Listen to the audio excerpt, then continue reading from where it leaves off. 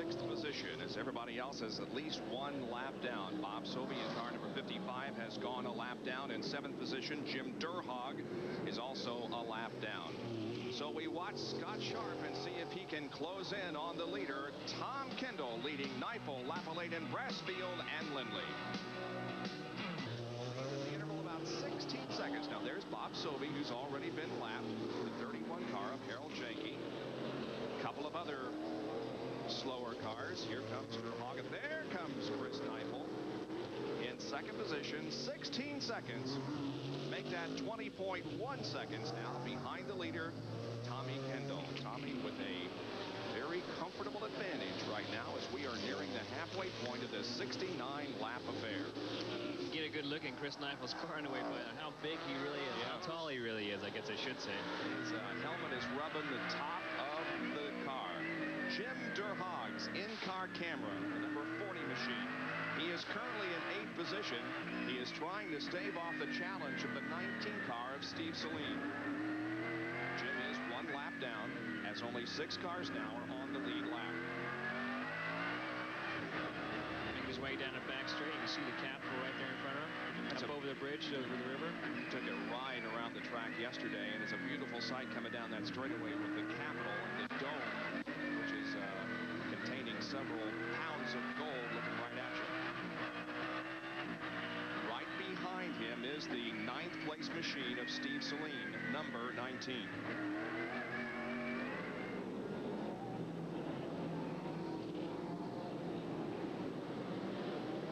Chris Neifel looks like he's putting a lap down on Durhog right now. Moving to the inside, 3 wide going into the corner there, and Neifel was able to get past.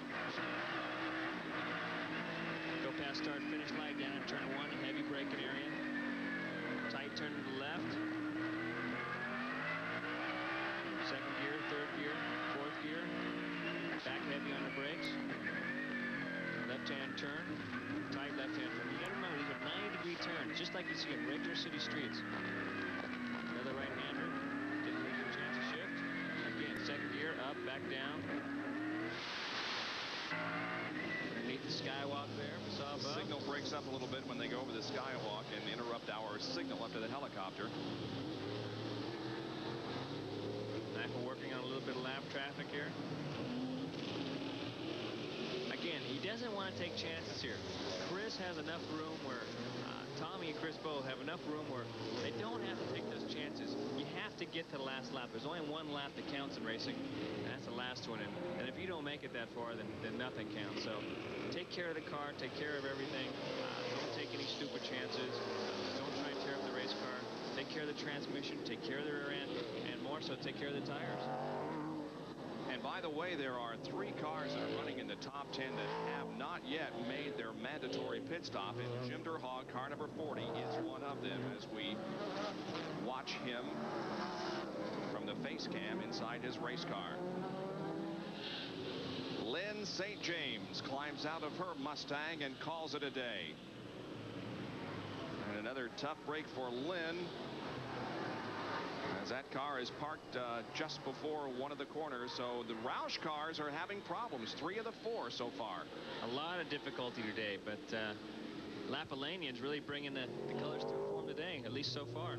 There is Robert Lapalanian, currently shown in 3rd position, and Darren Brassfield in that red car right behind him in 4th. Right now it becomes more of a waiting game than anything else. You know you want to keep as good a car to the end as possible, good tires. You really want to make that charge last 10 or 12 laps or so. So Darren's keeping him in sight, not letting him too far away, knowing that he wants to keep the best car possible underneath him. Out of this race, Jim McGuire, Rich Sloman, Max Jones was an early casualty. Paul Gentilossi has dropped out. Bruce Nesbitt, and a former champion in this division, number 63, Tom Gloy, who's making a return to Trans Am Racing after a couple of years off. Bruce Jenner is out of the event. Lynn St. James, as you saw, she has parked her car, and Mark Peelstick, her car number 99, is out of competition.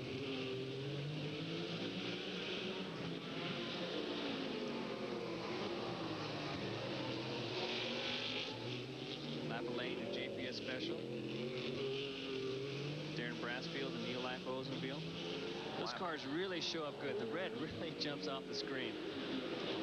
Kind of anxious to get back in the red racing car myself. We'll talk about that. Now may be a good time as we wait for the 33 car. There's Dick Danielson. I know you get perhaps a little tired of being asked, but here comes Scott Sharp in car number 33. How's Scott Pruitt? Frustrated, feeling great. You know, it becomes really tough because you feel great. You want to do a lot. Taking a look at Scott Sharp here. That's a battle for position. He just went into 5th. Front nose a little out of kilter there. Remember, that car's running on 7 cylinders, or at least it isn't up to completely full song, but nevertheless, into 5th, passing Les Lindley. So it's still 1991 before you at least get back into active competition. January 91 looks like the date. They went in and saw Dr. Trammell last week and took all the hardware out of the knees, which was nice to have out of there, but it's just going to take time. You can't rush these things, and it's awful frustrating right now. It's awful tough watching. Got to be patient. Les Lindley makes a pit stop, and so does the number 6 car of Randy Ruhlman. As his machine sits on pit road, there is Les Lindley. We mentioned that he is one of the 3 in the top 10 that has not made a pit stop, and now he has. Taking a little extra time getting fuel in that car, too, having all kinds of problems. They put the fuel in what appears to be the middle of the back glass. Stalled it. Stalled it. Yep, there he catches. Lindley back out in competition, dropping from his 6th position. We're glad you could join us. I'm Bob Jenkins, along with Scott Pruitt and John Kernan. We are in Des Moines, Iowa for Trans Am Racing.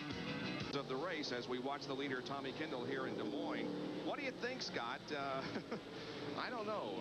Maybe he was just frustrated, or do you think that he will hold with the promise to retire at the end of this year? It's a good question there. I know that he's done an awful lot in Formula One, and he could be just had enough. There's a lot of frustrations go along there, and you know, maybe he just wants out. It's hard for me to believe sometimes that retiring. It's you know, it gets in your blood. You want to race and keep on racing, but there's got to be that point when you're ready to give it up and walk away. Yeah, well, this may be the time. I know there has been a couple of instances this year when he has expressed a little bit of displeasure with the relationship he has with the rest of the members of the team, including a lot of pros. But we'll see.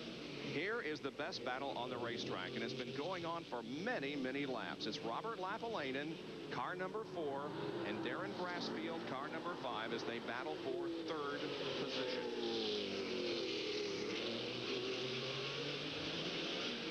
That's Irv Hare just ahead of them. He's currently shown in 11th position, car number 15, but a lap down. Now we'll see Lapalainen and Brassfield both try to maneuver around him. You can see him. We'll get a good shot of him going up into turn 12 here. And look how big the dip is. How deep that dip is. Really throws the car around. Jim Derhaag has come in for a pit stop, the 2nd time in just a few laps. So Jim Derhaag comes in. He was another one of those in the top 10 that had not come in for a stop. And Derhaag gets away rather quickly. It was Les Lindley that came in a few laps ago. This was first pit stop for Jim Derhaag, and he goes back into competition. Nice quick pit stop. A load of fuel, and he's gone. There's an interesting entrance and exit to the pit areas here. They obviously slow the cars down coming in and going out. They've got a couple of little chicanes that they have to go through. Keep you slowed down and keeps you on your toes, too. Derhaag with no traffic in front of him, but here is a lot of traffic on the track involving Lapalainen and Brassfield. You see that they have both been able to pass Irv Hare, car number 15. Remembering that Lapalainen has the V8, Darren's in the V6. Now lapping Tony Grosso Jr., car number 57. Young driver from Bargersville, Indiana. We're back across the river here, up into turn 11. Darren Brassfield, certainly no stranger to Trans Am racing. He is the only driver in the 1990 season